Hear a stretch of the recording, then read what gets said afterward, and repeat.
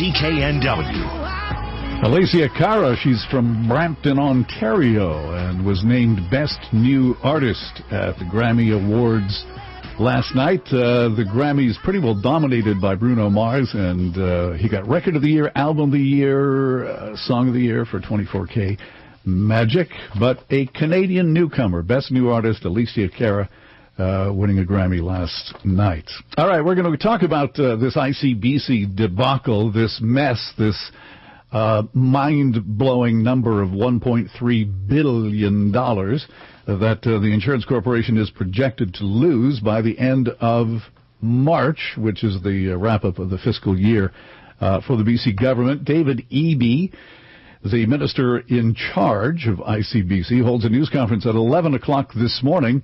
A news conference we are expecting that he is going to lay out some of the plans the government has to deal with this jaw-dropping amount of money that ICBC is in the hole for. It's amazing to me that a company that is a monopoly in the basic mandatory insurance market can lose $1.3 billion. Having said that, they say that ICBC's board was told that a lot of the claims originally classified by ICBC as minor have emerged as more complex and costly files, now known as large loss claims. How did they go from minor to large loss? Well, that's an interesting question. That category has grown 80% of the past year. The cost of the average claim to settle is $450,000. So much for minor claims. We'll probably hear Eby blame the BC Liberals, and rightly so. And it's interesting to note that the $1.3 billion that ICBC is in the red ink for is about the same amount that the BC Liberals took out of ICBC over the years to pump into general revenue to make it look like they were balancing the provincial budget. Well, this is about how balanced the budget was. So there's a lot of talk about whether Eby is going to simply announce that the government's going to take $1.3 billion and pump it into ICBC and get rid of this debt that would be about the same amount the Liberals took out. But whenever you talk about ICBC, it always seems to come down to those who want to keep the government-run insurance company and those who want privatization. Kris Sims with the Canadian Taxpayers Federation is on the line, and she's one of those people pressing for privatization. Kris, good morning. Good morning. Tell me more about why you think a private industry is better than what we have now. In general, I think most of us have experienced that if we have choice, if we have more of an open market for whatever it is that we need to buy, that we often have better prices offered to us.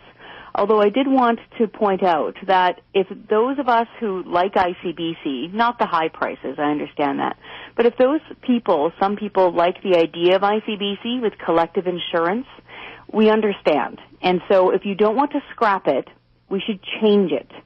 And so we had a report that we put out over the summertime that gives kind of a Goldilocks option. Take ICBC, change it into a co-op so that it's mutually owned by BC drivers who choose it, and then alongside of that, open that up to competition from other companies so that people can shop around and try to find lower rates. Because right now people have absolutely no choice. You are forced to deal with this government-controlled monopoly here in BC. And adding insult to injury, we now have the highest auto insurance rates in all of Canada. This is without what we're expecting to be rate hikes or tax hikes because of this current disaster. Well, I've been around long enough to remember when ICBC was first brought into being in this province back in the 1970s when the NDP government was elected then. And what ICBC looks like now compared to what ICBC was supposed to be back then are two completely different animals, because over the years, governments of either stripe, both stripes, all stripes, have have messed around with ICBC. They've loaded ICBC with more responsibility for more things, taken away fees and stuff that should be paid for. And now we have a situation in the last 15 years or so where ICBC has been used as a cash cow. So it is no wonder that this original idea has turned out to be the monster that it is now. Exactly. The idea of, okay, we're all going to go in this together, we're going to make sure that we keep rates low, it's going to be open and earnest and honest, we understand that, that makes sense. But right now, none of this is making sense. And what we would hope is that if you change it into something like Mountain Equipment Co-op or a credit union, something that BC understands and does really well, that will remove it. It'll take it away from politicians. I don't care if it's the BC Liberals or the NDP in the future, you shouldn't be allowed to turn around, scoop up money out of an insurance corporation and paper over your budget deficits with it. It's dishonest and people don't like it. When you're paying for ICBC, you expect that money to go towards auto insurance. That's what you expect it to do. You don't expect it to go into government coffers. But right now, what we're paying is just an eye-watering amount of money for basic auto insurance, and it's the highest in the whole country. And I think it galls people that if they turn around and say, well, I'm a great driver, I've got great experience, I want to shop around. No, thank you. You're not allowed to. And so we think you should just change it. Change it into a co-op, and then open it up to competition so we can pick. Sounds downright communist. A co-op? Well, right now, comrade, we have a forced government monopoly. Yes. So at least you'd be able to shop around. It all depends on what flag you want to salute, I suppose. What do you think that the government needs to do in terms of capping payouts? That's a big issue. The trial lawyers and others are running ads on CKNW saying, no, you can't do that. But it looks like it's an option that the government is going to pursue. That's a good question. It's something that's outside of, the straight ratepayer and taxpayer sort of realm that we look at. It was explored a little bit in the same study that we did in the summertime that suggested something like a co-op option. And I think at first glance you can say, oh, well, good thing, keep that cost down. But what happens if you're the one that's injured? What happens if you're the one that truly has a debilitating, devastating injury from an accident and you're getting short shrift? And so the idea of just capping injury claims just as a rule, it just doesn't feel fair.